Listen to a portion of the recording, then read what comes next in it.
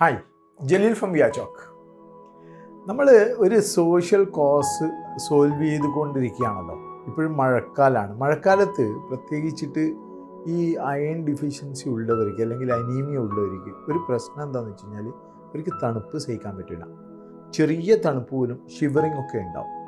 എന്തുകൊണ്ടാണ് അങ്ങനെ സംഭവിക്കുന്നത്? അങ്ങനെ സംഭവിക്കുന്നുണ്ട് അവർക്ക് അറിയില്ല. അവർ അയൺ ഡിഫിഷ്യൻ്റ് ആണ്, അനീമിക് ആണെന്ന് അറിയില്ലെങ്കിൽ നിർബന്ധമായിട്ടും അവരെന്ത് ചെയ്യണം?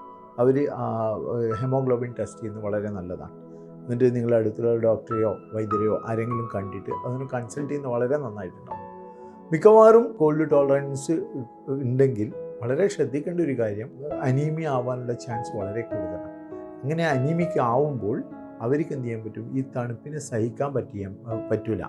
സഹിക്കാൻ പറ്റാത്ത സമയത്താണ് അവർക്ക് കൂടുതൽ ഷിവറിങ്ങും ബ്ലാങ്കറ്റൊക്കെ എപ്പോഴും ആവശ്യം വരിക എന്നുള്ള ഇത്. പൊതുവേ ഒരു സാധാരണഗതിയിൽ ബ്ലാങ്കറ്റൊന്നും മൂടിയിട്ട് ഉറങ്ങുന്നതിന് കുഴപ്പമില്ല. സാധാരണ തണുപ്പ് സാധാരണയാണ്. പക്ഷേ ഒരു സിവിയറായിട്ട് നിങ്ങൾക്ക് തണുപ്പ് അനുഭവപ്പെടുന്നുണ്ടെങ്കിൽ അത് കുറച്ച് ശ്രദ്ധിക്കുന്നത് വളരെ നല്ലതാണ്. കാരണം ഇത് നമ്മളെ അനീമിയ എന്നുള്ള ആ വിളർച്ചയിലേക്ക് എത്തുകയും അതുമൂലം മറ്റുള്ള പല രോഗങ്ങൾ വരാനുള്ള ചാൻസ് കൂടുതലാണ്. കാരണം ഞാൻ നേരത്തെ പല വീഡിയോകളിലും പറഞ്ഞതുപോലെ നമ്മളെ ബോഡിയിൽ ആവശ്യത്തുള്ള അയൺ ഇല്ലെങ്കിൽ അത് നമ്മളെ ഹാർട്ടിൻ്റെ ഹെൽത്തിനെ പോലും ബാധിക്കും. അപ്പോൾ അത് സൂക്ഷിക്കുന്നത് വളരെ നല്ലതാണ്.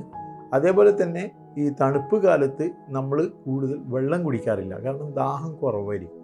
പക്ഷേ എന്ന് കരുതിയിട്ട് ദാഹം കുറവാണെങ്കിൽ പോലും വെള്ളം കുടിക്കുന്നത് കുറയ്ക്കാൻ പാടില്ല.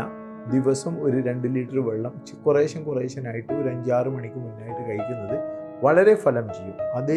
അതാണ് ബോഡിയിൽ ശരിക്കും നമ്മൾ ആ കൂളിംഗ് എഫക്റ്റ് ഉണ്ടാക്കുന്നത്.